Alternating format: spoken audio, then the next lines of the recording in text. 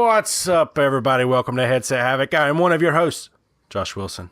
Here with me today is the Daywalker, Corey Holder. Yo, yo, yo, what up?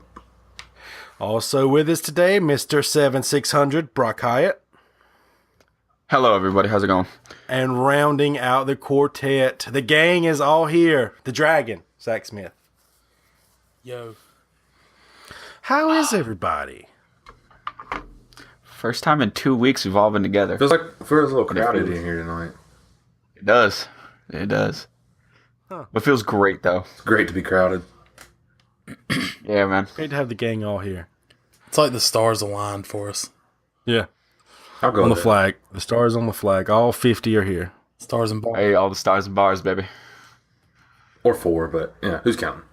Yeah, 4, 5, 50. 7, 600, whatever. Exactly. Green jacket, It doesn't gold matter. jacket, who gives a shit, you know? Yeah. Cougar Cordova. 6 in one hand, half a dozen in the other. Yeah. Now we're just rambling saying dumb shit. All dead jokes aside. Whatever gets your goat. Smitty, speaking of dad joke, can you give us one real quick? When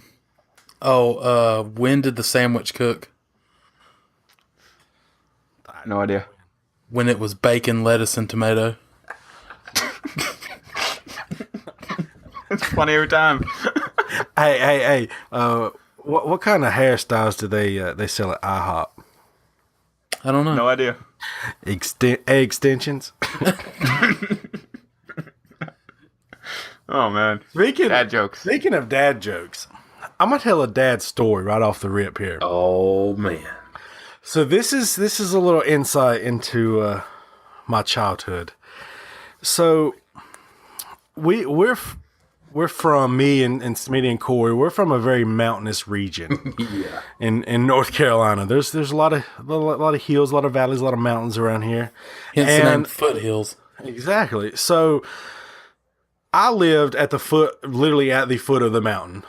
I lived on the North Carolina, the Virginia line. That's where I grew up at.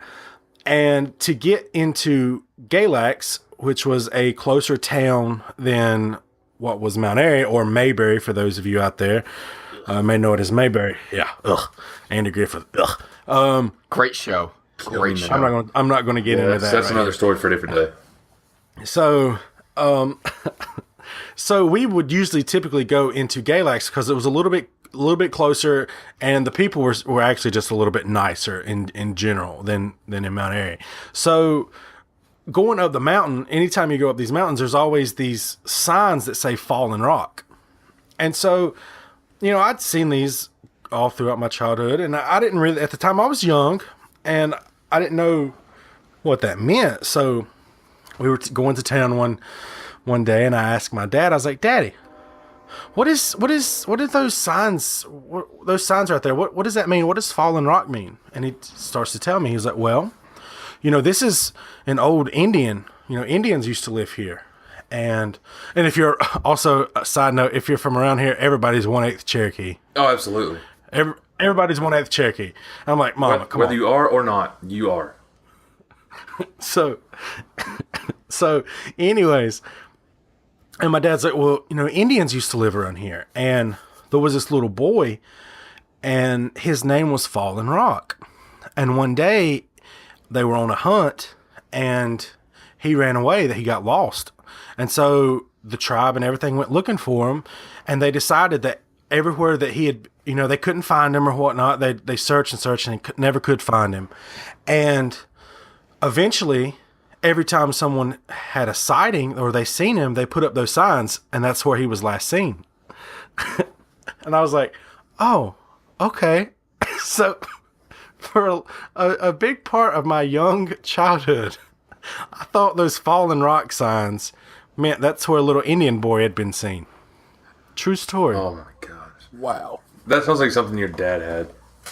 That's it. That is definitely my dad. For, absolutely every bit I've ever known him, that's your dad. Yep. Anyways, what's everybody been playing? That's a hell of a segue. The moving Okay. game, or actually not the moving game anymore. The putting stuff away game. Unpacking one. That's a very long game. A lot of hours to go into Yeah, that. I think that's going to be one of those big RPG style games. Is it like a class-based RPG? Yeah, it's Or- definitely a class based RPG. Like I'm the bitch class of you do this and you bring it up and I'll put it where it goes. Yes, and then it's a yes master. You think you're going to get the platinum yet, or? I mean, I'm sure eventually I probably won't because I'm sure I'll give up on it eventually. I'm sure eventually they probably won't. For everybody that don't know, It's funny. that means we have recently moved and real life. This is a real life game. IRL. Yeah. IRL streams Yeah. over here. You had a doozy moving day, and we were getting in the group text. It was something special.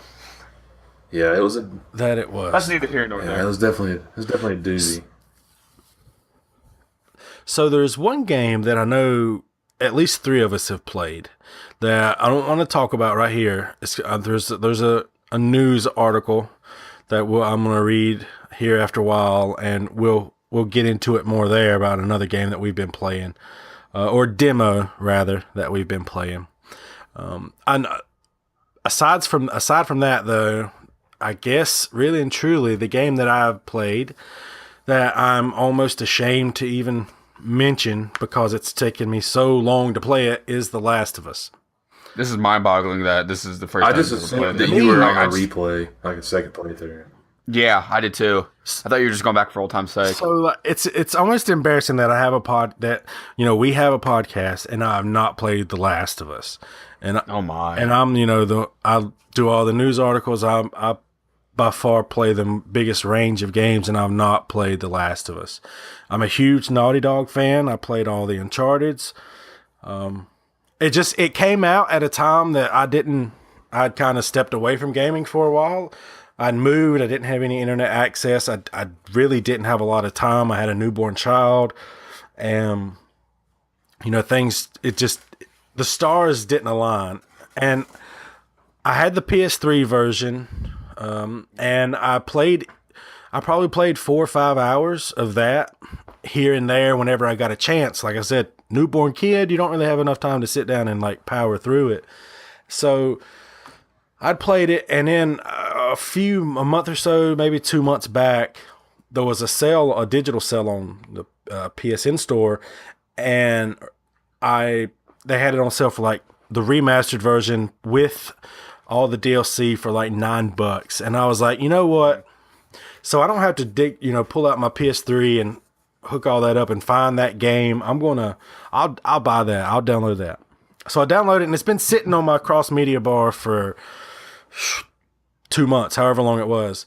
And I pass by it every day or every time I pop on, and I'm like, I need to play that. So there's a lull right now in between 2Ks, 2K17's winding down. And I was like, I'm going to sit down and I'm just going to play it. So I've played probably 8-9 hours. I want to say I'm in chapter 7 of 12. I think there's 12 chapters. Yeah, you're over halfway through.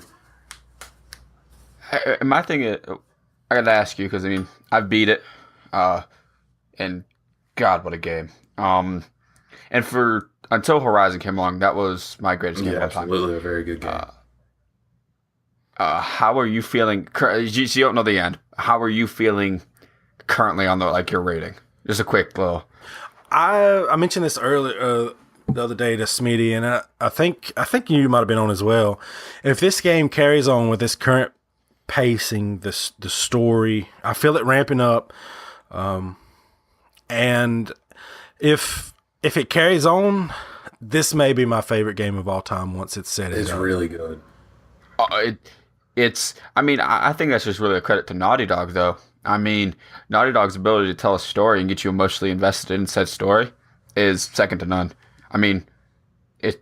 You feel like you said when it starts to ramp up towards the end, like you get invested. You're like, let's do this shit. Let's go. So And yeah, so I've somehow managed to avoid spoilers for 4 years, which is mind-boggling to me. and because I've heard plenty of things, and whenever I would see anything about Last of Us, I would just cut it off. I'd stop listening to it, or I'd stop watching it, or I'd get away from it because it was something that was always there that it was the number one game that I wanted to play, but I wanted to play it all at once, basically. And I've played pretty much the first half of the game in 2-3 days. I carved out enough time to do it. Well, first off, I was sick last week and was home from work, so I slept and played that game. That's all I done. So, but it's a game that you can get lost in, and you're like, absolutely. I'm gonna play for an hour or two tonight, and the next thing you know, it's 5 hours into the session. And you're like, where did the time go? But you don't want to go to bed. Yeah, it's so well paced. The pacing is so great. The characters are so great. Troy Baker and Ashley Johnson. My God, it's just the voice acting's it's second to none, impeccable. And another thing that Horizon done this for me as well is it made me want to play very slowly, very meticulously, and I kind of play that way a little bit, anyways. With looking at every corner, going in every room, and so I kind of play that way. Anyways, but like this game, the AI is so fantastic in this game. It's very intelligent AI. It's, it's interesting because you can, it's inventory. You kind of managing your inventory because you can at any time you can only have like 3 shivs or 3 first aid packs or kits, 3 bombs, 3. It's like 3 is the max. Well, if you get into a group. Like a bunch of the clickers, which is the enemy in the game. If you get into a big group of them, then like you can burn through all of your inventory. Well, yeah, quick. So I really like to play it very slow so that I avoid as much as possible, and like I'm stealth killing as many people as I can. That's the way you have to. I'm also playing on a lower difficulty because I just wanted to get through the game. It's not one of these that I'm worried about platinum, and I just want to enjoy the story. But at the same time, like it's still, it makes the combat, and it is a very brutal game, but it's kind of to prove a point. Like it drives home the desolation of the world, and it's a great game. And like I said, I'll probably beat it by next week's podcast, and I'll put it on my where it falls on my top games of all time. But it's looking like it's going to be a top 3, 4, 5 game of all time for me. And I'm really excited for the second one. It's they teased it, and I got so excited. And someone's like, "Dude, what are you doing? Like, why are you excited about The Last of Us 2?" And I was like, "Play the first one, and you will understand like the love that people have for it, because it's one of those games. I know a lot of people that play games on the hardest difficulty you can do. They like the challenge. Like they've played through Dark Souls, they beat it, and then they continue to play like New Game Plus and Plus because they want it to get harder, which is crazy to me, but whatever. And they loved the game so much, like because they got it after I beat it, and I said, guys, I understand you play on the hardest difficulty. Do that after you beat the game. Yeah. Make that your second playthrough. I'm like, because you're going to want to play it again on the hardest difficulty, because the game's going to completely change. The story will be the same, but the game will change. Yeah. And they played it on the easiest difficulty, and they were like, they go, I can't play it again. And they're like, because it'll ruin, I don't want to ruin the experience that I had because it was so good. So, yeah. I will probably fall. That's a good explanation. I've had some games like that before, but like I finished it and I was like, I don't want to replay this. And that's why I haven't really picked up Horizon since. I mean, there's still things for me to do. There's still hunting grounds and whatnot. It's just, I don't want to ruin Horizon. Yep. It's another reason I won't go back and play any Telltale games. I won't, because like that's my story. I made those decisions. That was how I chose to live in that world. Same way with Journey. Like I will never go back and play Journey again because I will never get that same experience again. So yeah, I agree with that. that line of thought for sure. Anyways, if you didn't know, we are Headset Havoc. We're a weekly podcast we release every Wednesday, rain or shine. Each week we get together, we talk about all the recent gaming news, we give you our opinion on it. We also answer at the end your burning questions. At the end, we also, after all the gaming stuff, we throw in a rogue topic just to keep you on your toes. And we also round out the podcast with a band pick of the week. However, if you're only here for the games, after we do the non-gaming stuff, you can jet. But we really wish you'd stick around, listen to everything that we got to say. And if you like what you hear, head over to patreon.com/headsethavoc, where as little as $1 grants you access to exclusive content each and every month. If you don't feel like it's worth $1, yeah, that's cool too. Just listening and sharing our content helps spread the word about us. I pretty much memorized all that. Just $1. Yeah, just $1. And if you're over there and you're like, hey man, these guys are real good, and you think I'll spend $1 for 4 more for $5, you could be entered to win a raffle for a standard game of your choice, standard edition game of your choice. Yep. We already had one winner from. We already drew this month's winner on September 1st. We'll draw September's winner. So yeah, get in there. It's pretty good odds right now. Yeah, the odds are pretty solid. I mean, if you want to get in and if you're really wanting to get a game, I mean, their odds could be with you if you're a betting individual. May the odds forever be in your favor. I can't whistle, but I'd do it if I could. So let's start the podcast with our topical segment, Mail Call.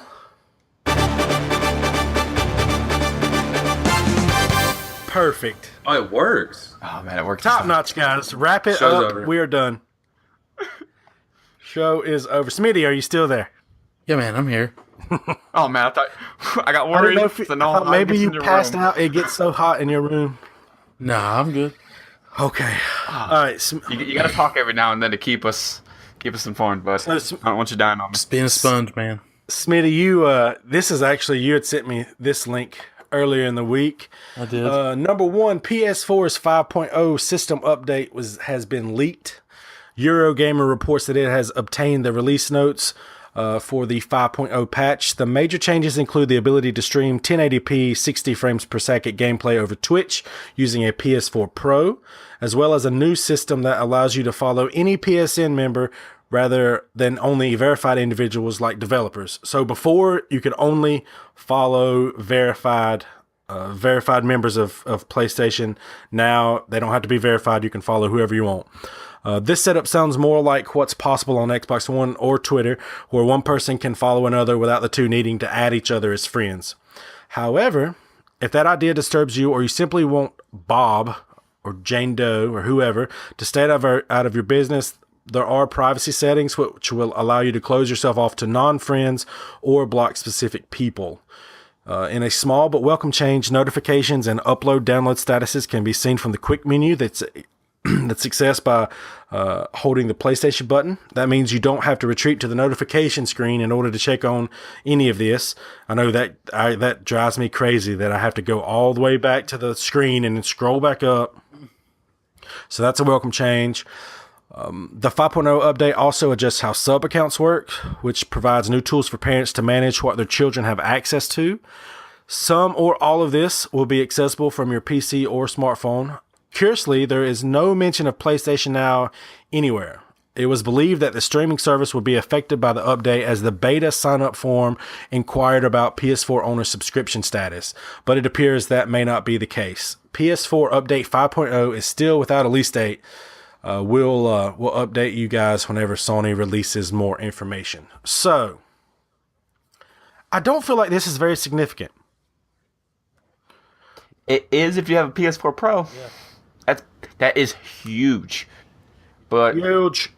But most people that if you're into streaming, I mean, other than say if you're not at your setup, if you're gonna stream and record or whatever, like you'll have an Elgato.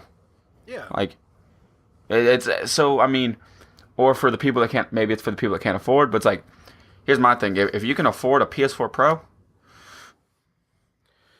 you can probably afford a Elgato. I mean, you can find them used on eBay Well, if you really want to do it. I mean, if you're a serious Twitch streamer, I feel like you have a PC set up with an Elgato, something to capture it. You probably already have that stuff anyway. So that's why I don't think it's a huge.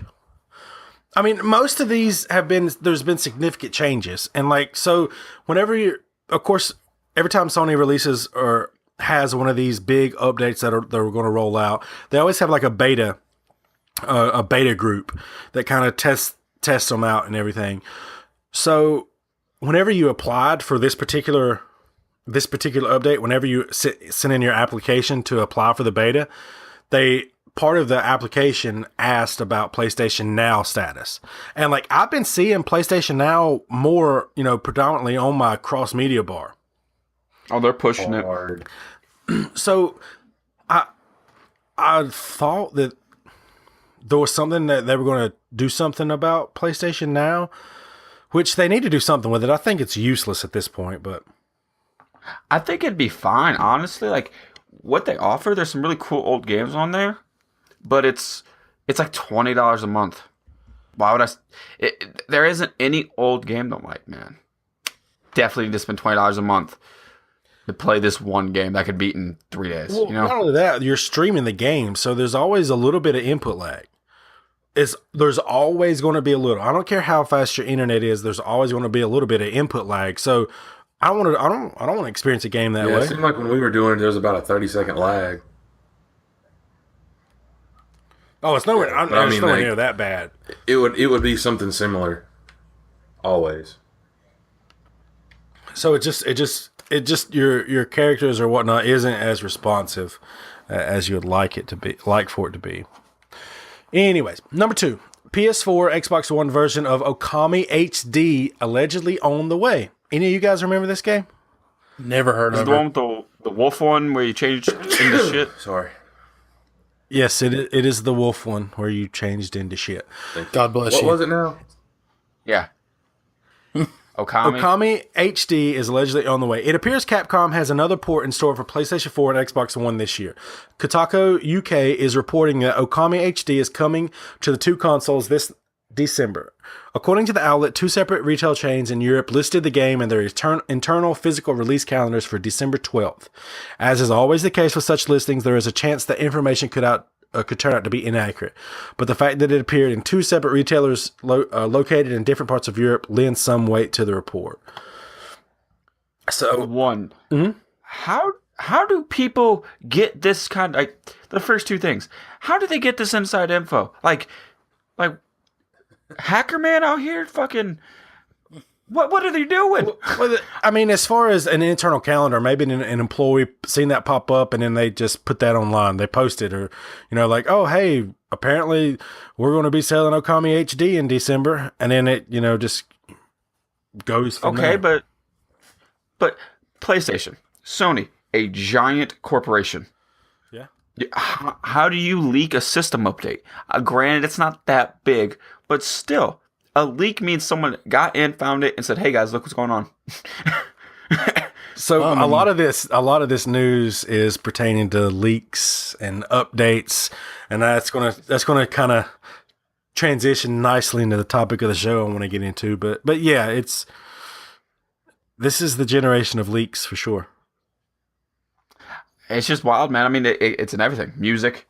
It's Movies. all because our it's- access to information Yeah, has I was never gonna been say, this anything great. that's said ever Never. goes straight to public access. Yeah. It's everywhere. All the podcasts we've done lives on the internet. Could you imagine if Watergate happened There would be in no like trial. today's society? Ugh. Oh, God. It would get ugly. All right, so we're going to move on pretty quick because there's some big pieces of news here, especially this one. Number 3, the Division's free 1.7 update launches this week. Now, I've got a bunch of notes here, but I think, Brock, you've done some research on your own. Let's just kind of hit the high spots of this update. What is 1.7 in a nutshell? At 1.7, huge. And I'm directly on the Division Reddit currently. This is all going to be out there if you want to be more in depth and actually break it down and go a little slower we will.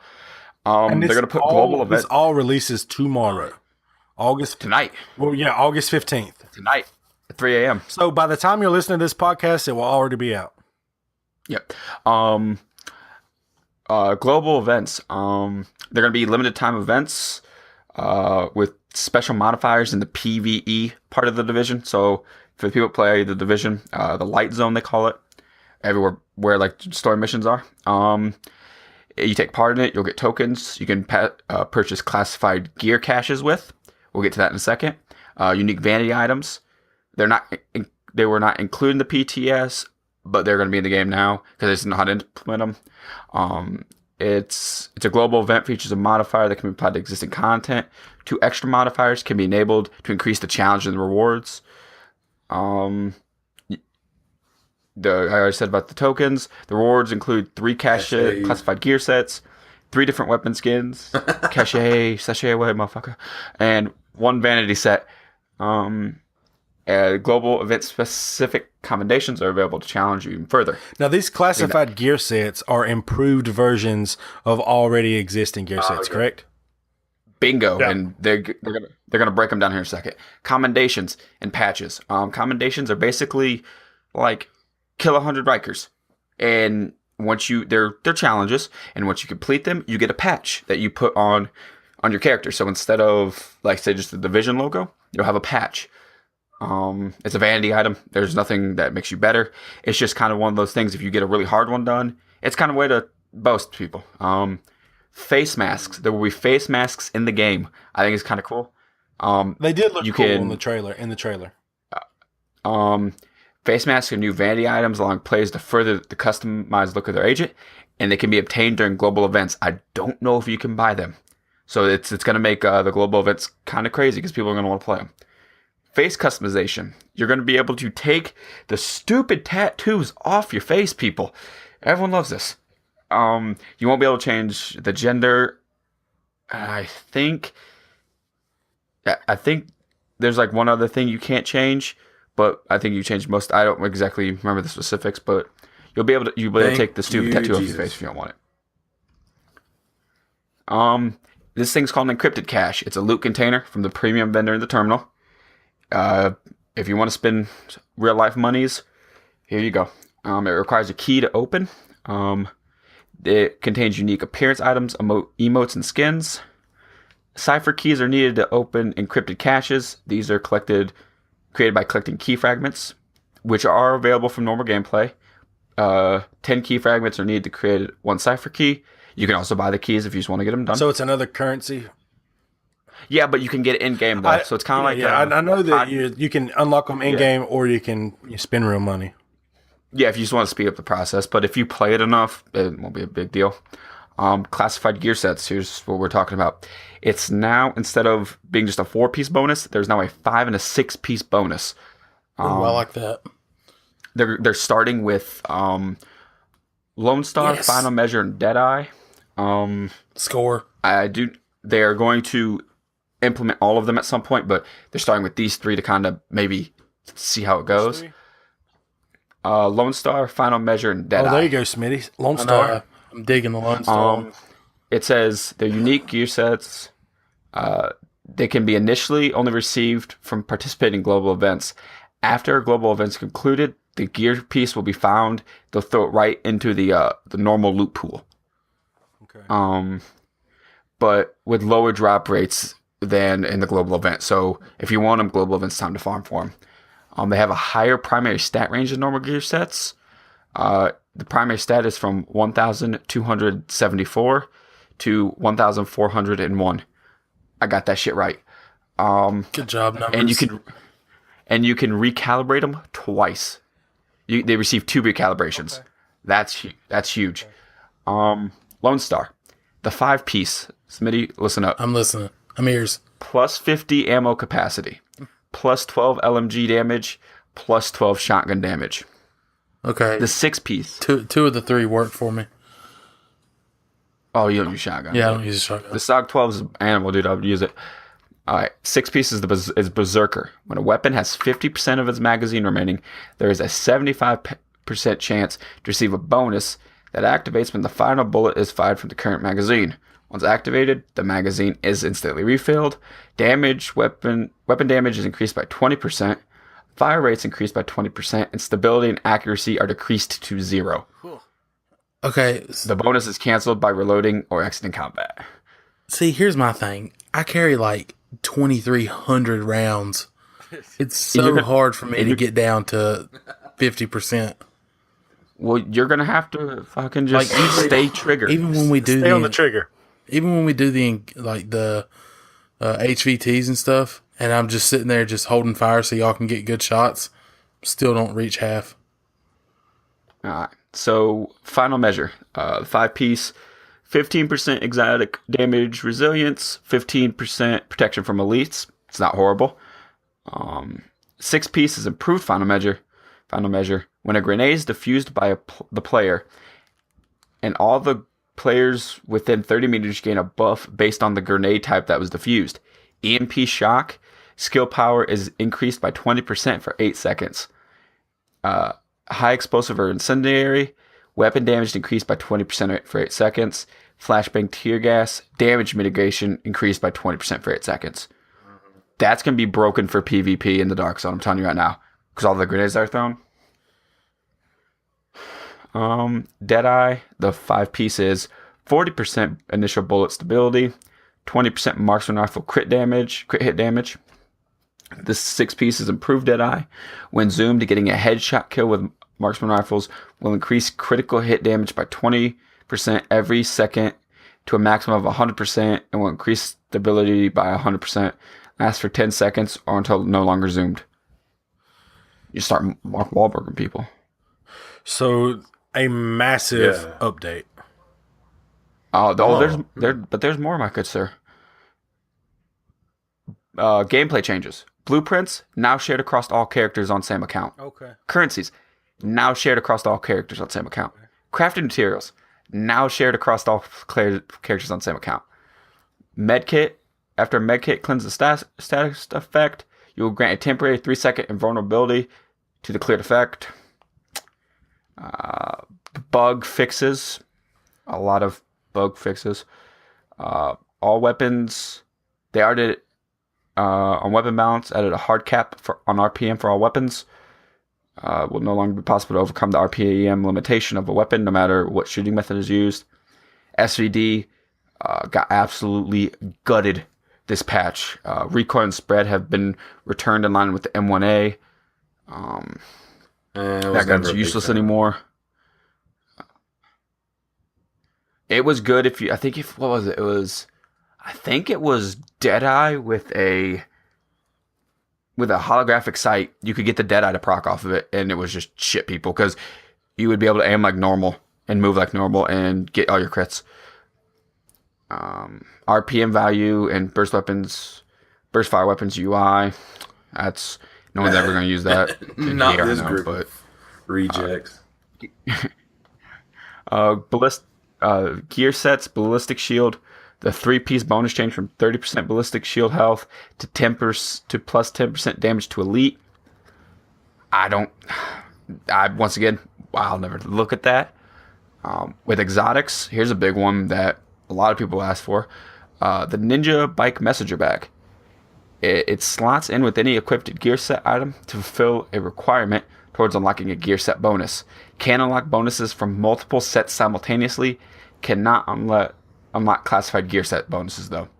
Okay. So you can use it to get to your 4, but you can't use it to get to a 5 or 6. Yes, and you can say you're running 2 Striker, 2 Sentry. Now you'll have, in effect, it'll be 3 Striker, 3 Sentry. So that could be, it's really going to vary the builds now if you could put 2 and 2 together. Yeah.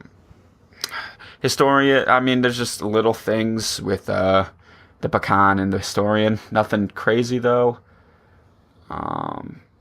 Stable now increases stability by 10% instead of 35%. That's a huge gut to that. So yeah, it sounds like we could go on for the next 20 minutes talking about this update. So on the whole, does any of this make you want to get back in and play the Division? Yes. Yeah. Oh, fire turrets are the shit now. Oh shit! Seeker son. Mine's not good. Well, see, Corey, Yeah, Corey I had to had to switch to switch because I Seekers was shitting my turret. because he was running a And now I've got to fire go turret. back to turret. Well, thank God we have loadouts, bud, because now you have the Reclaimer for PvE, and then you got Boom. Fire for when we hit the Dark Zone. Boom, we out here living. Oh yeah, but like I said, it's the Reddit is the Division, and it's update 1.7 sounds- patch notes, and I mean, go. So It's what's the general huge. consensus on Reddit? Because I haven't went anywhere and looked. Are they mostly positive, negative? Hang on. Well, they're all saying Because some of these are like updates that smooth nerfed attack builds. The whiny DPS kids are finally get they wanted. A high DPS build that doesn't need a healer because the self heals on 6-piece striker are better than the even best reclaimer builds, and skill builds are now completely useless. They nerfed defense months before releasing the 6-piece. These idiots don't have a clue what they're doing, and they prove every time there's an So update. typical Reddit. Basically. I'm intrigued by it. Wow, I'm interested in it. I may have to download the game again, but I'm going to get through The Last of Us first. So for time purposes, let's move on got because I another got I got more big news pieces. So number 4, No Man's Sky's massive 1.3 update is coming, and it truly is massive. No Man's Sky might have been out for over a year. Actually, didn't we talk about No Man's Sky last you week? did. Didn't I go talk about this? We did, yeah. All right, so that's what I thought. It might have been out for over a year, but developer Hello Games is still supporting it in a big way. A huge new update dubbed Atlas Rises is coming to PS4 and PC today. So I got this article. This is a little bit older article, I think. So it should be out by the time you listen to this podcast. It adding joint exploration, a graphical overhaul, and 30 hours of new story content. Multiplayer was a much requested feature after No Man's Sky launched in 2016, and finally you can play with other humans. Sort of. You'll be able to see them and communicate and explore the universe with up to 16 other players, but they'll be represented simply by glowing orbs. So I watched the trailer for this update, and it's basically like it says, it's a little glowing ball that represents another player. You don't actually see the other player. It's different, but I assume easier to program or whatnot. I guess I don't know. It's interesting to look at. It looks like a bunch of fireflies if you're in a group of, or if there is a bunch of you at one time. And Hello Games admits that interaction with others is currently very limited. So, at least they're being truthful this time. It sounds like the developer is planning on taking this further, however, as it calls the move an important first step in the world of synchronous co-op in No Man's Sky. The company also says the 1.3 update introduces 30 hours of new story content. Included in this is a new quest system and a branching narrative, along with double the lore and interactions of the existing game.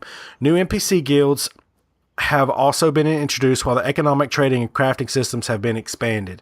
You can now edit the terrain of the world around you, meanwhile using a new item called the multi-tool. This allows you to sculpt landscapes as you see fit to help customize and enhance your base. In addition, the diversity and visual quality of planets has been improved, and ancient portals allow you to revisit previous worlds. Finally, space combat, and low flight have received a bunch of small enhancements, and there are now more ships available to buy. So this is No Man's Sky how it should have been over a year ago. Yeah, I ragged on No Man's Sky after I watched gameplay and saw how shitty it looked. But you know what? This is what I'm always a fan of. When the developer makes a mistake, realizes they made a mistake, and is doing everything in their power, even if it's a year later, to right their wrong. So, yeah, if you have been, there are a ton of, the list of actual patch notes and everything that they've changed is astronomical. It was, it would literally take me 10 minutes to go through and read them all. There is a ton of graphical updates. And like I said, there's everything that I just talked about, all of that's like expanded upon. I definitely recommend if you've been away from No Man's Sky, you're kind of curious as to what's going on. There's actually a game here.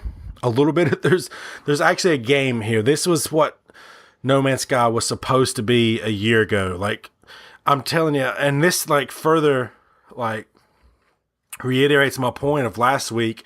If this was what released a year ago, we wouldn't have had all this uproar over how shitty No Man's Sky is. And props to Hello Games and Sean Murray for continuing to work on this game and improve this game and to make it into what they first, I guess, envisioned it to be. So I'm actually excited about this. I want to get in and I played a little bit a week or so ago. I'd like to pop back in here and take a little trip, a little chill out for a while and just explore some planets. Stroll down memory lane. Number 5, another big one, because or at least 3 of us have played the demo of this. Number 5, EA has a clever way of helping NBA Live 18 compete with NBA 2K18. Anyone who pre-orders NBA Live 18 will get 33% off, which effectively drops its price in the US from $60 to $40. That's an unusual offer for any company and certainly not the type of thing you'd expect to see from EA. But it's a smart move given the dominance of the NBA 2K series, given the dominance that the NBA 2K series has over the market. An edge in price can only help to boost sales, as EA found over a decade ago when competitors like NBA 2K5 and NFL 2K5 were released for only $20. So, it won't help. Will this make a damn? No. I mean, don't get me wrong. I played it. I played all, 7 games you can play in the demo of the 1. The 1 seems like the only mode that'd be worth a damn. Is the 1 like the single player story mode type? It's the 1, yeah. I mean, having the Drew League and Rucker Park and the Dykeman League and the crossover league and all that cool shit, that's so cool. But people want to talk about how bad the models are in 2K, how no one looks like how they look. Man, look at Kawhi Leonard from the 2K screenshot and look at Kawhi Leonard in the demo of NBA Live 18. It looks like shit. Worse than trash. The gameplay, yeah, it doesn't look good. The gameplay feels, even with guards at times, like clunky and floaty. Like there's something with a guard where you just feel like you're just kind of floating for no reason. Rebounding is just absolute luck. You could have a dude boxed out. Next thing you know, he's rebounding over you. It makes no sense. Yep. So I want to add something here. I want to pull something from listener mail right now. Vegan Schmegan, nice name, writes in, I know you guys love 2K. However, have any of you played the demo for NBA Live 18? Is it worth trying? I'm so tired of 2K shit and would like to know your thoughts of 2K versus EA. So, Smitty, you've played it. Brock, you've played it.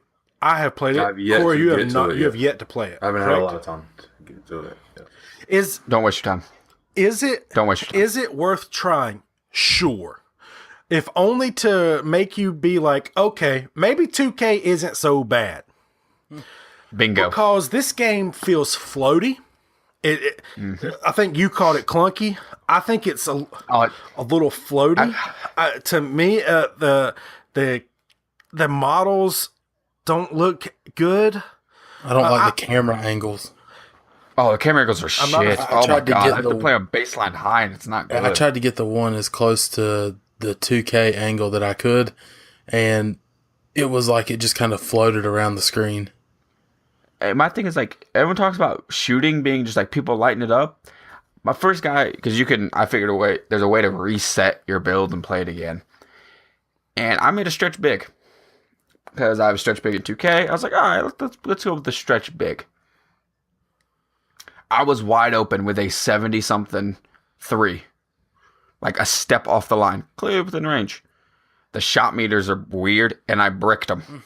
Like, I just don't... I mean, is it a good platform for what it could be down the road?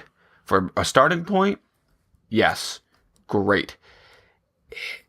But when you put 2 and 2 together, I mean, it's better than any live game I've ever played, and it's the demo. But 2K is going to be 2K for another, I would say, year or two. When NBA Live starts to get the models right and gets the gameplay to not be clunky and floaty, and the camera's a little better, because I think they had a better soundtrack in the demo than 2K's ever had. Like, it's going to take a year or two, but this is the platform that EA needed to get to where they want to go. So it does have a good soundtrack, but like any of that, the more I'm always in the park and playing and stuff, that soundtrack gets old after we a always month. think, man, that's a pretty good soundtrack, but then it just doesn't hold. Eventually, we cut the music off and we listen to Spotify whenever we're playing those games. But I mean, there is a lot, as like you said, Brian. There is a lot to like. There is a lot there that I enjoy. The menus. Oh, so good. The menus are so good. The menus are okay. I did kind of like how 2K18 was a little cleaner, seemed like a little, at least the main menu. And this is, like I said, this is the demo. It may be a little different. Do you already have 2K18 and hold on? 2K17. Sorry if I said 2K18. 2K17. I do not have 2K18. I was about to say, what? What the hell? You haven't told us? That's shit. bullshit. Right. But as far as I actually kind of like the way they introduced the story. So the story, and it's got Stephen A. Smith and Max Kellerman. Yeah, yes. Max Kellerman. I can never remember his last name. It's got Stephen. I remember Stephen A.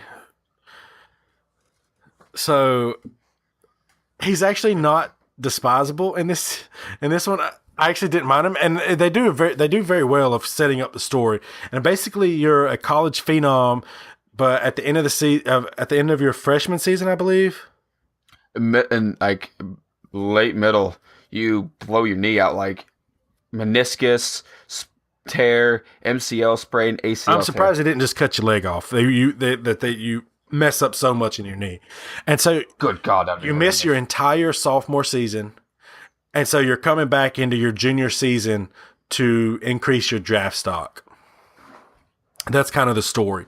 They set it up. I enjoyed it. I like that. I actually really enjoyed the presentation of NBA Live 18. I thought it looked good. I did enjoy the Rucker Park, the Drew League. I thought all that stuff was cool. I did not like the gameplay. I was not a fan of the game. I also did not like in 2K. You can right off the bat get your guy to a 91 or 94 in whatever category you want to be. Yeah, like in your like in 2K17, if you were a sharpshooter, you could automatically right off the rip spin the VC and get your character to 91 or 94 rating in 3-point shooting. You start out at a 77, 74 in NBA Live 18. Well, in the demo, it was very easy to level up because I think I got to like an 80-something 3-point with my stretch before I got rid of them in those 7 games. Yeah, but I mean, my point though is, like you said, you were 77 and you bricked a 3. So if I'm a sharpshooter, like I think I made a sharp shooting point guard is the build that I made, and I wasn't draining threes in single player like I do whenever I play single player in 2K. So if that's my build, I feel like I need to specialize in that build. And I just like I said, I felt it was floaty, and I didn't like the shot meter. I didn't feel like the releases were consistent.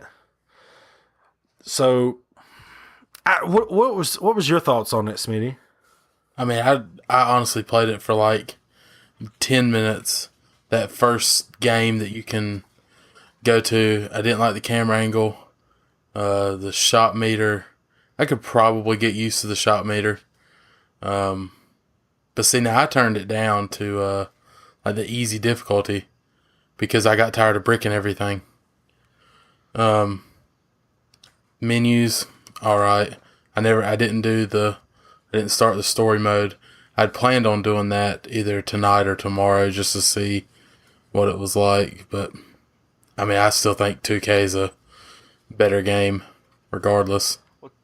Yeah, I think 2K is just, it's more polished, and they've been able to polish it and get it to where it is, and it's at such a high level. But I'm gonna stand by. I think in a couple years, it's not gonna be.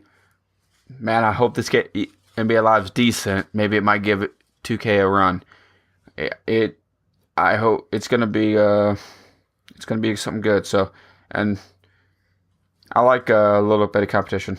Makes people have to improve and keep changing how we. My thing is, sorry, go ahead. Yeah, I mean, I was gonna say my thing is. No, you go ahead. How long has it been since a live game has been released? One came out in 16, but there was a space in between.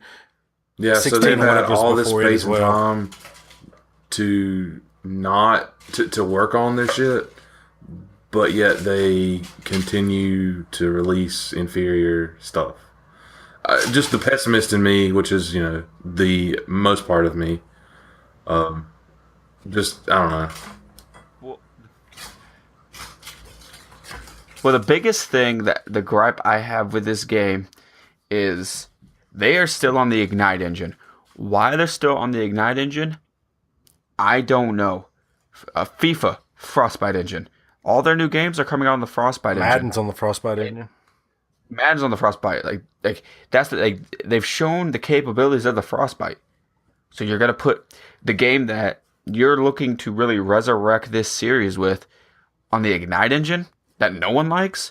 Like, it'd be a completely different feeling game if it was on the Frostbite engine.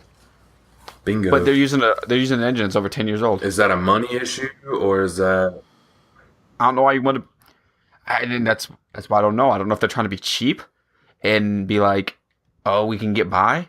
Because if they really wanted to come out swinging this year, then they wouldn't have done it. But it leads me to believe that they want to get a solid base to build. I hope so. And maybe they know something about. Maybe they know something about the Frostbite that we don't. That maybe it can't happen. You wouldn't think so. But Seems wild to me, but I don't know. You can control. You can if they can render 22 players on a football field, it can do 10 players on a basketball court or soccer. Like in FIFA, like because like if it was a thing, maybe it's the movement, the skills and tricks you can do on ball in FIFA are freaky. Like you can do some real crazy shit. And so you tell me you can't do a quick cross to a step back? I feel it's way easier to like capture and render. Yeah, so in summary, is it worth trying? Sure. I will probably not be buying this. I will probably not be buying Live 18 though. No, yeah. I was gonna until this demo came out. So with all the news, most of this news was all patch updates, status of living updates, and leaks. That's what a lot of this news nowadays is. Which, and I listened to a podcast a few weeks or so ago where they kind of touched on this subject of what will this generation of consoles be remembered for. And I want to know what your guys' thoughts of this, the PS4, Xbox One, Nintendo Switch era. What do you guys think? Like, for instance, whenever you look back on past consoles, the NES is like, the side-scrolling 2D platformers. Last generation, I look at it, a lot of first-person shooters. What do you think this console generation will be remembered? Microtransactions.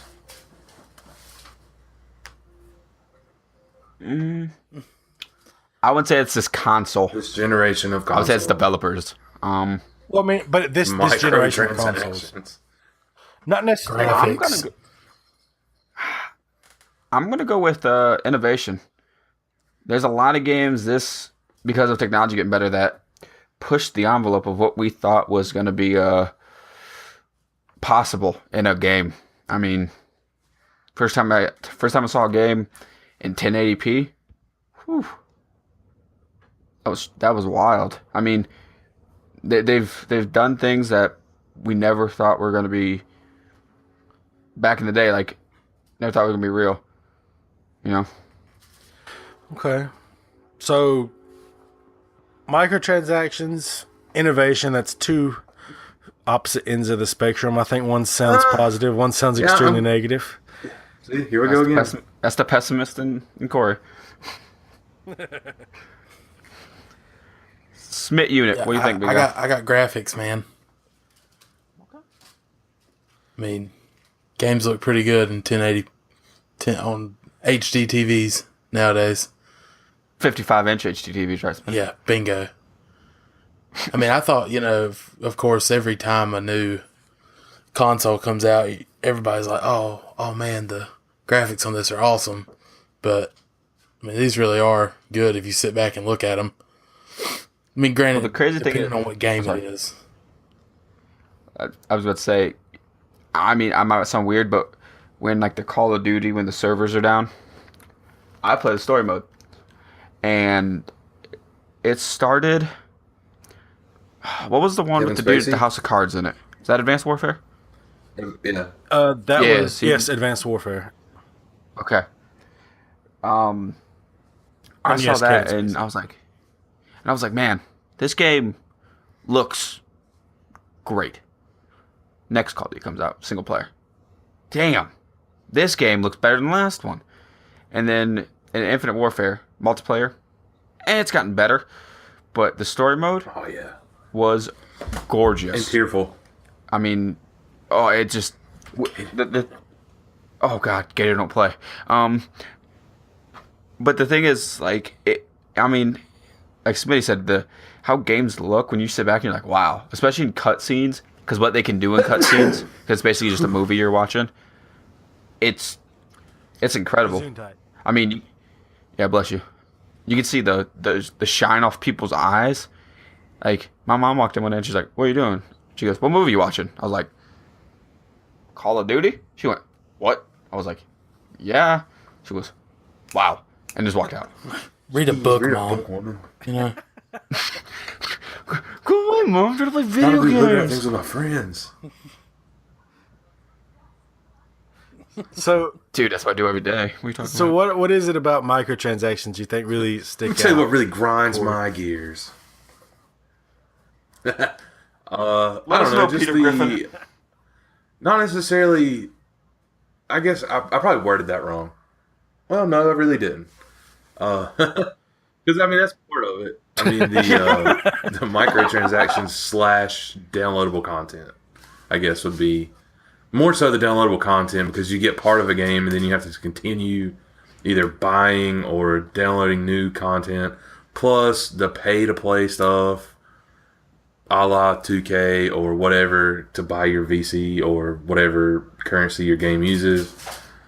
I mean, who wants to pay $60 for a base game and then pay $20 in 3 months and then pay $20 more in 3 more months, and then guess what? You've done sunk $100 in a game in 6 months, buying DLCs and trying to buy an extra backpack or whatever, or a painted face. Who cares? Put that stuff on the game, make it $65. Shut up. There you go. I guess my opinion on that, really and truly, is like It doesn't bother me. well, here's the thing. Here is why I deem some of that okay. I do believe there are certain publishers and developers that take it too far. Call of Duty. But What? I don't even think it's Call of Duty. I think Call of Duty is perfectly fine. I believe the content that they deliver is absolutely worth $60, and the extra content the extra content that they deliver is worth the season pass price. I believe that all those maps, all the zombie stuff they do, fine. I believe it is absolutely worth the price. My argument. I mean, I guess that's what I said. Infinite Warfare. This isn't really thought out because it's very knee jerk. Infinite Warfare. Well, I like knee jerk reactions though, because it's kind of like what's on the tip of your tongue, what you're thinking, and like a gut reaction. So I kind of actually do. Here, you spend what was it, $200? Yeah, on these crates. You need these damn crates or these boxes. Yeah. Loot boxes. New robot head. Who cares? Go fuck yourself. Especially, well, it was real bad in Advanced Warfare. That was pay to win because the Speakeasy, the Inferno were fucking god tier. And if you got those, you shit on everybody. But it was like... I had both of those guns. I didn't pay a dime. I can't say I didn't. But I got both of them. And it's a game changer. But I know people that have spent... Absolutely. thousands of dollars on that game buying... And that's a lot of people's problem with Call of Duty. It's the pay to win. Now, if the rumors are true and everything is just cosmetic only, and the new microtransactions in the new one, where you can get currency in game, then I'm fine with it because it's whatever to me. If I get a gun camo, because if they follow the path of like Battlefield 1, there's no guns you can unlock with in-game currency. It's just camos. So that's fine with me. And if you want to pay money for camos, go ahead. I won't.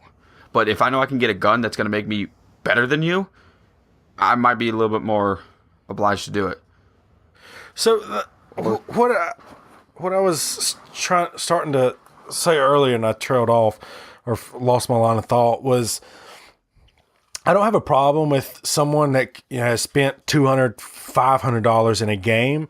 If like that's all so if you bought the Division on day one and you have spent all this money on the Division, but like that's what you played for an entire year, like as far as your gaming hobby, you have spent probably just as much as I've spent on my gaming hobby, because I bought, now granted you played one game, but I played 15 games. But we spent the same amount of money. So I think enjoyment, that's always the way that I've kind of broken down my bang for buck, is like how much enjoyment out of this did I get? Did I get 10 hours of pure enjoyment out of it? Did I get 30 hours? And I don't like to equate a game's worth to however long it is. As I mentioned earlier, talked about Journey. That's like a 2-3 hour experience. It's one of the best experiences I've ever had in games. It's one of the best games that I've ever played. I mean, that had to be enjoyable. I did. Yeah. So, and best $3 he's ever spent. Dumbest shit ever. Because I was talking to him and I just hear this in the background, just click, click, click. No, click. now the mayonnaise game. Best dollar you've ever spent. 99 cents. Was it? Yeah. I mean, you got me yeah. Pressing X 10,000 times wasn't very fun, but it was. Yeah, that's all you heard. That's all I heard from Smitty for about 45 minutes. I literally leaned back in my chair, laid it on my stomach, and alternated between index fingers just hitting it. But I guess you enjoyed it. You got a little workout, I guess. No, I got irritated is what I got. Well, but it was very fulfilling. That's also part of first platinum trophy experience of, if it was easy, I mean, yeah, it wouldn't be enjoyable to that completeness. Well, I mean, it's video games. A lot of people, everybody can play them. That is not true. Cause I've met people that literally can't play video games. Which is anybody can pick one up. Is what I'm getting at. There are certain disabilities that would exclude you from games, for the most part. Yeah, an average person. I mean, it's like an average person coming to play video games. I've seen one of my buddies. Literally, he struggled to play Sonic. Nothing's wrong with it. No disabilities or nothing. Just can't play it. I was like, how? It's Sonic. It's 2 buttons. It's 3. Sorry, it's left, right, and A. Yeah, so yeah, but I don't think I've said what my opinion of this generation. What I think this generation is going to be remembered for, or remembered as, is the generation of games that were released way too early, a la or like your games as service generation. Your Rainbow Six is going into year 2, or is in year 2. The Division is in year 2. No Man's Sky is in its second year, and it's just now the game that it was supposed to be all along. The these games that are, I think, released a little too soon. And as I've said, I think I touched on this last week, that I part of me understands that they need to get a game out there. It happened with Street Fighter V as well. Whenever they released the game, that it had bare minimum gameplay modes. So I don't even think it had a story mode whenever it released. So part of that is the great cost of games. It costs so much to make games today that if you get it out there, that you generate a little revenue so that you can pay your bills and invest more money into it to make the game better. So a part of me understands that a little bit, and also I think this generation will be remembered as early access games, which is the PlayerUnknown's Battlegrounds right now, and Ark. That's all those Fortnite. All of those are in early access, and they're doing the same thing. Like I just mentioned, they're releasing the game so that they can generate some income, so that they can make the game into what it's supposed to be. And so I think, my opinion is, this generation is going to be remembered as early access games, or games that were released before they were complete games. I like that. That's a good answer. No, I mean, it really is. That's very in depth. No, I'm not saying. I'm not laughing at like it. I'm just saying. You can't. This Family Feud. Good answer. No. It's up there. Good answer. Gets an X. I didn't clap though, so that's good. Yeah. All right, so moving on. Listener mail. Starkey Mark asks, what will be your first build in NBA 2K18? I think they know that we like to play 2K18. We do seem to revert back to it. Jesus. Yeah, I can see that. Oh my God. Yeah, we do. But here's my thing. It's because we haven't had a Call of Duty to play in over a year. So literally, like, day one launch till now, like, that is maybe a little bit of Division dabbling here and there, but other than that, it's been nothing but 2K this whole year. I mean, we've dabbled in other things. I played a lot. It's not just like that we're steady on it. But it's fun to play with like all four of us on, and it's one of the only. It's games also another game, right? That's true. It's one of the few games that we can all play together. Now, are there nights where all four of us are playing something different, or like me and Corey are playing the park, and Brock is playing NHL, and Josh is playing that Last of Us crap is. Whoa, bud. Hey, man. Oh yeah, I said it. Slow your roll. I said it. Little over the line, this needs to be part of Smitty Plays.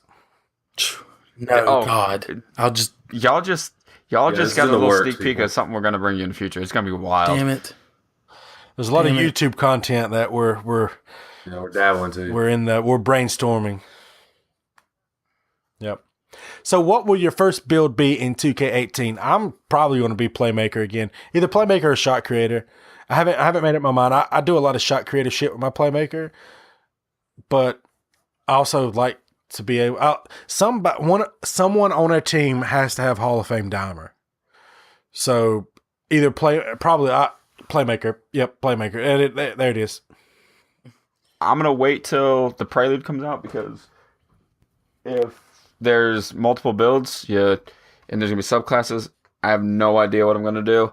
I'm leaning towards maybe a stretch. Maybe if they have subclasses and I can make a true 3-and-D lockdown, oof, that's That's something I could look forward to, just spraying threes across the floor and then just daring someone to test me at the rim and then putting it off the backboard. Going with the athletic finisher. Yeah, I was like, I can answer Smitty's for you. But dude, if they do the subclasses, I want a glass cleaner athletic finisher because I mean I love grabbing boards. You clean. I do. Call you Windex, baby. God, I don't know. I would probably whatever has the best dribble. I'll probably point forward. I enjoy the point forward. I like Corey's point forward. You dribble God. Well, at least you hit screens. Is all I can say. Fuck a screen. What the fuck? What the fuck is that? I got Hall of Fame brick wall. Nose hey, into, I got this dude lined up to kill chest. him off the screen. Josh, nah, man, I'm going to the middle of two. Fuck me. Then he wonders why I can't get to the rim because my ass is fucking bouncing off 4 people playing pinball. I do everything else well as a playmaker. I just do not set screens. Oh, I do not dude, we were playing Pro-Am. I was my glass cleaner. Corey was his post scorer. We set with 2 Hall of Fame brick walls, a square screen on both sides. You went through the middle. I did do that. I'll probably honestly make a big, to be honest with you, when it's all said and done to start with. I mean, because typically they'll break dribblers, point guards, point forwards. They'll break those 2 or 3 times before anything happens. So I will more than likely make. Also true. I don't know if I'll make a post score, but I probably will because I really enjoy playing with him. Yeah, you are a phenom with him, dude. I play defense with him dirty pretty well. moves. I probably won't make him quite as heavy this year. Just it'll be a little more mobile. But I mean, yeah, just for so you don't have to buy boost I just buy for Pro-Am just to get a little more agility for the most part. Yeah. Oh man, I can't wait for this to come out. The number. So honestly, I'll make a post score. There you go, playmaker. I can't remember what Brock said. Hopefully a true 3-and-D lockdown defender. A athletic finisher and a post scorer. Number 2, Conway asks, how many hours a week should you play video games? Is this the great Conway Twitty? I think maybe it's his ghost. Oof. He puts out, maybe out some music. Maybe it's the trucking company. That's also a thing too. Yeah. How many hours should you play video games? 168. I mean, I would say as much 7 days. Just saying. I would say, being the realist that I am, as long as you have, if you're working or going to school, you have everything you need to do done, and you're taking care of yourself and the people around you, and you have free time, play as much as you can. But don't put video games before other priorities, like family and friends. Yeah. I like that. I like that answer. What thought? That is a good answer. It's up there. Took the words right out of my mouth, guy. Good answer. That's number 1 on the board. Clap for me. Yeah, I mean, I don't think there is I don't think there's a number. There's an exact number that you should or should not play video games. I mean, as Brock said, don't let it take over your life. I have a wife and a kid, and just if it's late at night, when you get off work, get out of class, whatever. I mean, just do what part do you? Yeah. Yeah. I mean, that's do you enjoy your time. Yeah. I mean, everybody needs a little alone time. That's what most of us, especially Josh and myself. I mean, that's what we use a lot of our gaming time for is guy time. Since we are so spread out. Yeah. So if you feel that you're missing out on other things, you're playing too much. So I think that's, as long as you're not, neglecting other things, as Brock said, then, play as much as you want. Last question. Travis64 asks, Why are there no AO rated games? Not that I particularly want to play one. I'm just curious as to what it would take to receive an AO rating and whether or not you believe we will see any AO rated game in the future. First of all, the fact that you had to say not that I particularly want to play one makes me believe this is a judgment-free zone. You want to play one, and I don't judge you. Hey man, live your life. This is a safe space. It's like Planet Fitness, but on the internet. I don't really think, unless it was like a virtual reality like porn game, like virtual reality porn star or whatever. Like that's the only reason I could see like an AO game anymore. Because I remember, wasn't Manhunt when it first came out? It did, yeah. An AO game overseas. I believe so, yes.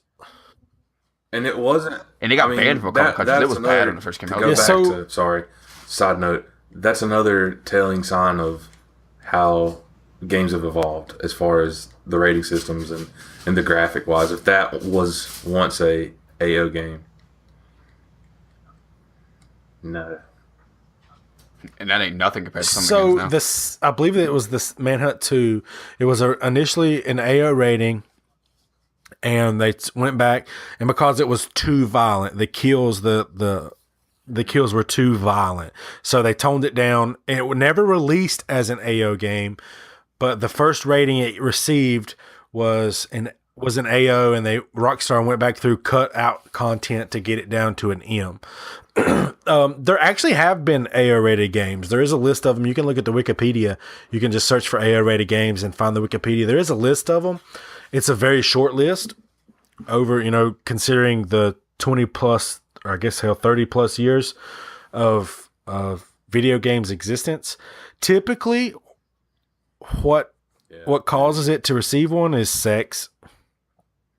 Think back to Grand Theft Auto San Andreas with Hot Coffee. Whenever that was uncovered, it was a sex. They unveiled sexual content more so than is already in a GTA game, and they slapped it with an AO rating. They had to go back in and remove that to get it back down to M. So it's typically sex. There are a few occasions where the violence is just so gratuitous that it receives an AO rating. I want to say there's like 4 or 5 that's received an AO rating for violence. Here's a question. If we're talking violent, the new Mortal Kombat, the finishers and the fatalities, like there's compilations of every character's. It's like 40 minutes long. Their finishers and their fatalities. It is some really, really, really messed up stuff. Like it's some of the stuff like I got a little squeamish, and I don't get squeamish on much, especially when it comes to a video game because I know it's not real. And there was a couple things I was like, it got like that weird tingly feeling in your kidneys, and I'm like, and this is only an M-rated game. So how much worse does it have to be? So here's because I looked at one of them and I'd seen this game before. So there's a certain aspect of context. So you have to consider context, and within that world, it's a fantasy world. It is extreme violence, and it is humanoid characters that are getting their heads cut off and cut in half and all this other stuff. However, the games that Hatred is one of the games, the name of one of these games, and like literally, you are a psychopath who just wants to eradicate the human race. You want to commit genocide. That is your only goal in the game. There is no really context other than you hate humankind and you want to kill everyone. And the game starts out with you just slaughtering your neighbors and then killing the cops that come and try to arrest you or whatnot. That's how the game opens up. There's nothing but gratuitous violence for the sake of being violent. Nothing else is there. That is what differentiates that from Mortal Kombat. There's the same thing as like something that is imitating a snuff film versus Saw. The context is where it all lies. What's a snuff film? You don't know what that is for real? Like on some real shit. Like what is it? Snuff film is where you film murder. Yeah. What? That's wild. Like real life. Yeah. They really do that. They do that shit. Yeah. Man, that's fucked up. Yep, it's fucked up, and I'm not going to dwell on it. we're moving right past it. Well, guess what box score going tonight? That's fucked up. I gotta do some research. Jesus fucking Christ! Rogue topic. Who has rogue topic? I do. It got dark. Favorite sporting event to go to live? Hockey. Okay, now let's get the right answer. Josh? Greatest sport ever. So it's better than any of your North Carolina basketball games ever. Boom. Negative, and I ain't even come fight me. So here, okay, so I honestly can't say because I've never been to one of those games, to college basketball game, nor have I been to a hockey game. However, I think it depends on what you're a bigger fan of, and I am a huge, massive, I bleed silver and blue Dallas Cowboys fan. Now, I don't want to talk about our off season because it's like every other off season where we can't stay the fuck out of trouble, out of jail. You mean your Ewok overlord Ezekiel Elliott? That's that motherfucker doesn't look like an Ewok. I'm not getting into that.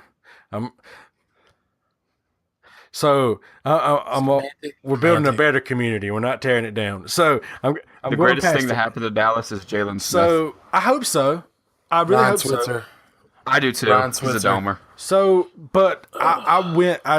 My first time I was ever on an airplane was I flew. My wife got me tickets to a Dallas game in Dallas against the Giants, which I hate more or despise more. I feel like there's more of a rivalry than with the Redskins because the Giants have been more relevant in recent years than the Redskins have been. So I'm a big Cowboys fan. I despise the Giants. They're my most despised team in the league, and getting to watch those two teams play in Jerry World was like amazing.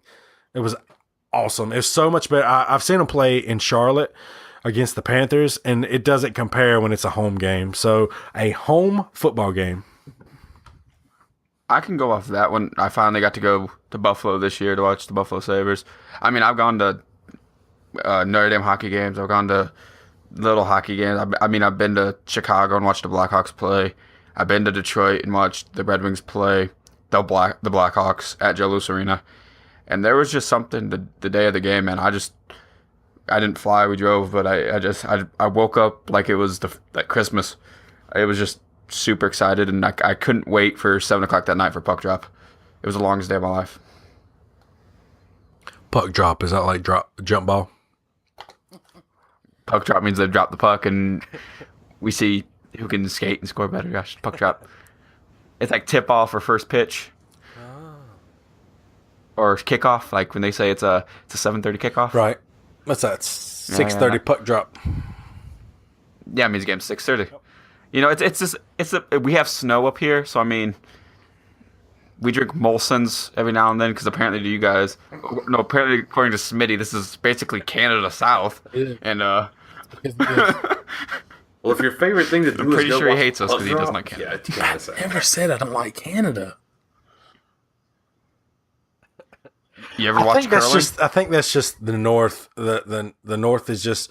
I wish I liked hockey, like I really do, but I don't know what the fuck icing means. I don't want an explanation right now. I'm just stating, and that's just. Wait till I come down. And we're gonna watch so much hockey together. Like I don't understand. I don't understand soccer either. Like I watched something I watched this video on YouTube the other day that was like the longest penalty ever, and I was like, I don't know what the fuck is going on.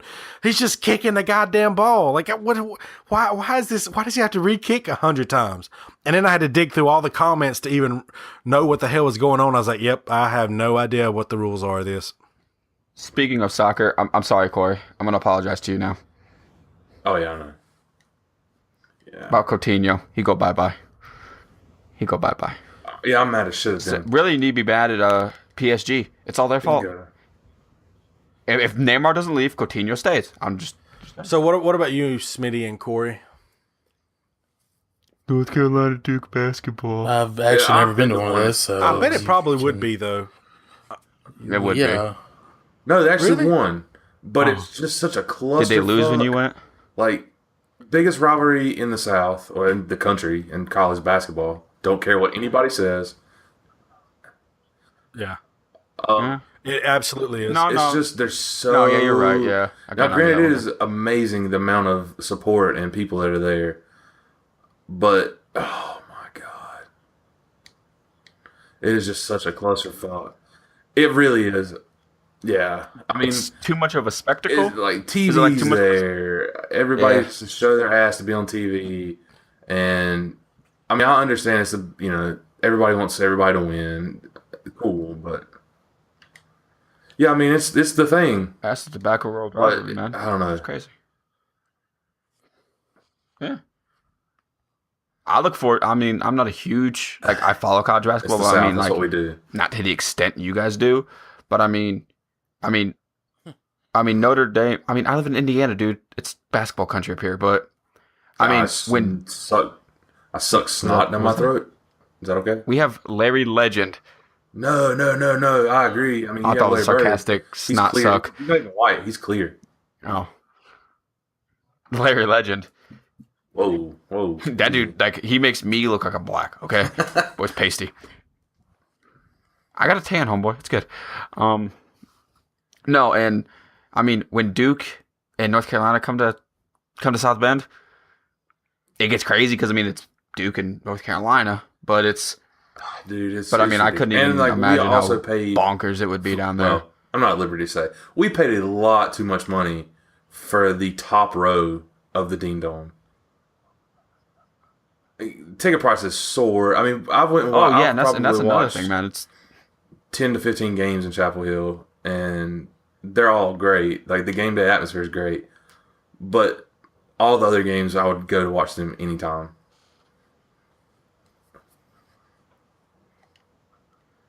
I mean, I'm a Notre Dame fan, but a friend of you guys know him, my buddy. He's a Michigan fan.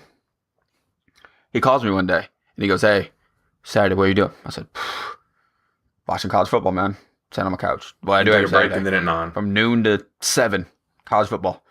He goes, "Yeah," and he goes, "Well, not anymore." I go, "Well, you better have something pretty special if I'm not watching all day." I went to the Michigan-Ohio State game at Michigan. At the big house. 125,000 people. It was crazy. Michigan ended up winning that year. It was the first time they won in 10 plus years or something like that. But you know what? It's an experience I can talk about for the rest of my life because I spent it with one of my good buddies, but I'd have rather sat at home and watched it, honestly. So what's your answer? Yeah. Well, I was going to say just me and Corey talking over here. We're just chatting it up. That's not the Duke game. Just because of the atmosphere of the game day. Like, what about NC State? Would you go UNC, NC State? Probably not, because that's another quote-unquote rivalry. I went and watched them play Wake Forest one time because that's kind of a rivalry that's not really a rivalry. It's just a local rivalry, I guess. Yeah. A rivalry? Yeah, I mean, no one cares only about. they do, I guess. I mean, I don't know. I don't want to be about insensitive about it, but really only they do. Oh, yeah, no, you right. can be insensitive. We're talking about favorite teams here. I don't know. It's just the atmosphere of just a regular game in Chapel Hill is awesome. Just like you got Franklin Street, you got just the walking around campus, you got all that good stuff, and there's always something going on. It's not. I mean, even if it's a quote unquote big game, as far as they're playing somebody fairly good, like pre-conference or something, it's cool, but you just don't have all of the bull crap that goes with having the big rival in town. You can just lay back and enjoy the day, and it's really cool to go to a bar. Yeah. Like some of the bars on Franklin Street, just hang out, drink a beer with another people you don't know, and everybody sits down and talks. I mean, it's just like anything else. You can enjoy the day. Yeah, it really is. It's a great melting pot. And you, Smitty? So, Smit Dog? Probably football.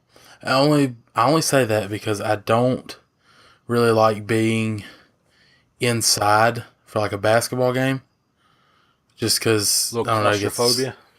I don't know. I don't have claustrophobia. There's a lot of people and it's under a roof. like, I don't know. I would rather have the feel of like the outside. Like I went to a Panthers game last year. I mean, granted it was free. I don't really like the Panthers. I mean, sure they're the hometown team, but I'm more of a Raiders fan. Bleeding the black and silver over here. Like it was cool because it was in like the end of September, so it was kind of cool that night. It was a Monday night football game, so that was a really cool experience getting to be there. And it was really, I mean, spoiler alert, it was really cool seeing Tampa Bay kick a last second field goal to win the game. Like anybody did. Because everybody's like, Just in case you... yeah, I mean, because that's what happened. Well, I mean, I guess you haven't watched the game yet. No, in case there's Panthers fans on the podcast listening that knew, but I didn't want to be insensitive to their needs. That's telling them what the score was. That's not being insensitive to me. It's stating a fact. Okay, well, like it was the fact that's like that they went to the Super Bowl the year before, and then I don't even did they even win? They were a dumpster Did they fire even win last year. 5 games last year? I don't think so. Yeah, they won like 6. Ooh, whoa! Don't make Call the presses. All right, so every week we wrap up the podcast with our band pick of the week or song pick of the week. I have been, thanks to Mr. 7600, I have been stuck on one playlist on Spotify for all week, and it. Damn it! You took my answer. Well, Damn I'm gonna state Can one have song. the same answer, but we may have the same song. We can't have the same answer. That is true, Smitty. Equal opportunity podcast. That's what I like to say. So, I've been listening to the alternative R&B playlist on Spotify, and it is fucking fantastic. It is some grown man music and grown people music, whatever. And so there was one song that you sent to the group that made me listen to it, and I was like, hell yes. This is exactly what I want to listen to at the moment, and apparently what I want to listen to all week, and I still listen to it today. So the song is called Unwind by, I think his name is pronounced Healy, Healy. Listen to the song. It is so chill. It is so good. Listen to it. It just feels right. The whole entire playlist, it just feels so right. Oh, and to bring what Smitty, they went 6-10 last year, sir. 6-10 was the bottom of the NFC South. AFC winner South. goes 6-10. NFC South. I'm sorry. The NFC. They did go. Yeah. They did go 7-9. Panthers went 7-9 like the Seahawks 2 years ago and won the year. NFC South. Yeah, in the playoffs. Yeah. Yeah, because they beat the Cardinals and then they lost to the Seahawks. Yeah, because they had a chance to get to 500 if they beat the Seahawks. Anyway, speaking of chill music, yeah, believe it or not, this guy has been listening to Bob Marley this week. Okay. You Rastafari in you. You stoner. I'll say it. I'll just be that guy. Probably not, but I mean, damn hippie. This has been one of those. Yeah, it's been one of those. I got on it randomly. Bob Marley though on Spotify. It was like one of the. I guess where I listened to that playlist or whatever that you guys had that night, it came up as a "you may also like" deal. Mm-hmm. Yeah, I mean, I went and got the greatest hits. Yeah, they were correct. I enjoyed it. They were correct. That was just one of the deals that I've been listening to, and I've been all about it for the last few days. I even sung it at work yesterday or today. Yeah.